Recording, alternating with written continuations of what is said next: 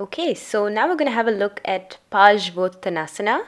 And as we get into Parsvottanasana, it's one of the last postures in the standing sequence, and it's also the last fundamental posture in the standing sequence.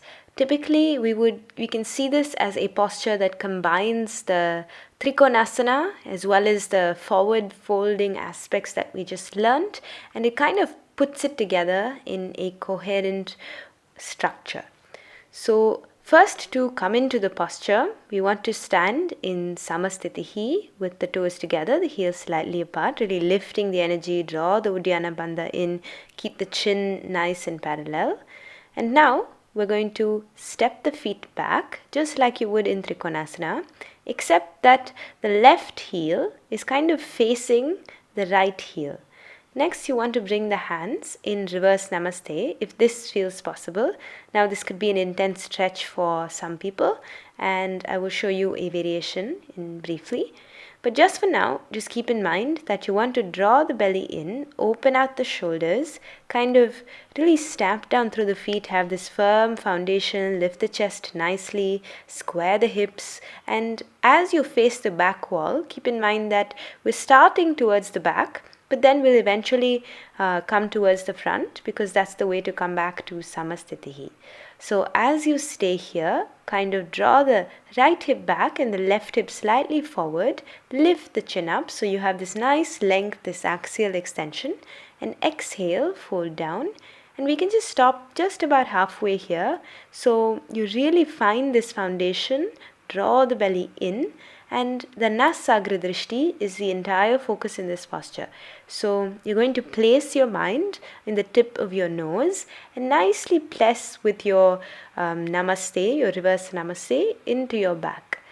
This is causing the upper chest and the sternum to lift. And if you can, of course, you can go deeper into the posture, allowing your chin or your nose to touch your shin or anywhere on the knee. But keep in mind that this is not exactly the emphasis of the posture. It is to keep this nice flat back and to have this nice length in the body, as well as the lower legs serving as a nice foundation for this. So keep in mind that you need to keep the thighs fully engaged as if you were squeezing something between your legs as you stay in this posture. And your entire focus should be on the tip of your nose, drawing the kneecaps up, creating this firm foundation with the body. When you inhale, you can come back and one breath, one movement, turn to the other side and exhale, fold down as much as feels comfortable.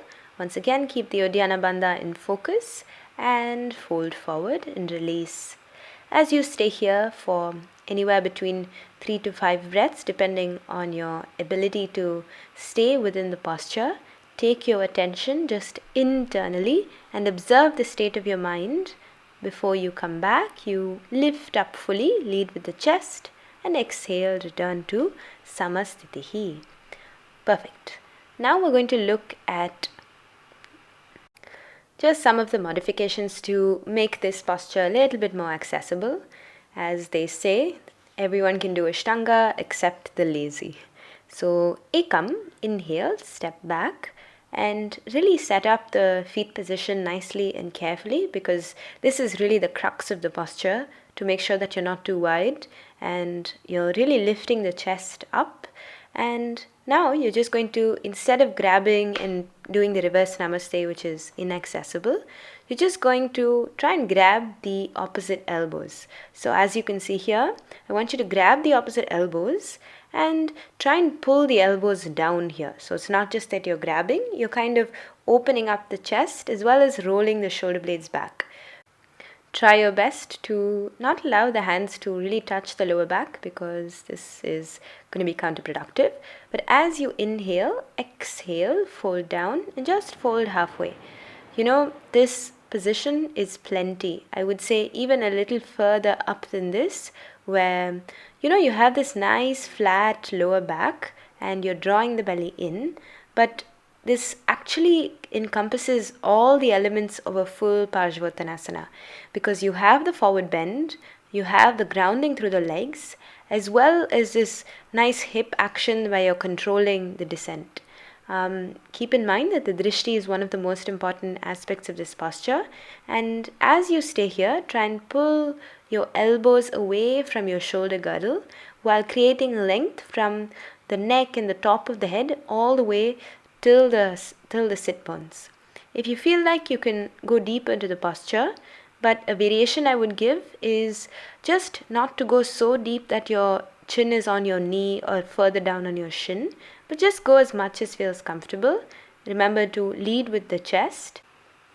But more than anything, you can always drop your forehead down to your knee to, release that tension in the neck instead of placing it in the chin. Whatever feels more comfortable, try and experiment a little bit as you go deeper into the posture, but initially work with just the halfway position until you feel comfortable. As you inhale, come up one smooth movement and turn to the other side before you come to Samastitihi. Okay, awesome. Now let's take a look at some of the common mistakes that usually occur.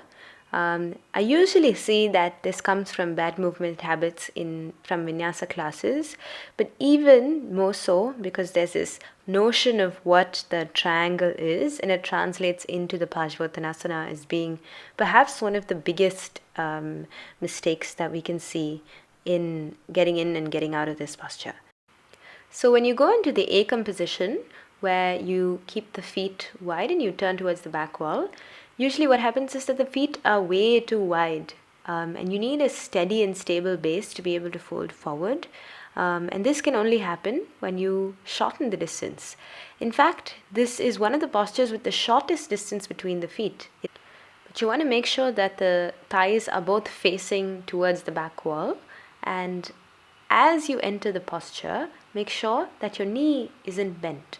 This happens usually when there isn't enough hamstring flexibility. You try and go into the deepest version of the posture instead of focusing on the foundation of the posture, which is kind of the most important bit. Now, the last mistake is usually with the upper body. And as you can see here, the shoulders are rounded inwards. There's no flat back in this nice length from all the way from the hips till the top of the head. So the most important thing here is to make sure that you set up right with the Anjali Mudra pressing into the back, the chest nice and open, and the shoulders rolled back and down. So when you go into it, you're already set up for success and you can go deeper into the posture. Now, this happens even in the modified version of this posture where perhaps you're grabbing the elbows, and it's easier in fact, and the tendency is to round the upper back in an attempt to go deeper. So make sure that you don't do this. I think the last thing is with the hip, where the hip is not canted enough far forward, so you're kind of squeezing a block or squeezing something between it, and there's this nice active action in the legs. Awesome. Thank you. Namaste. See you in the next video.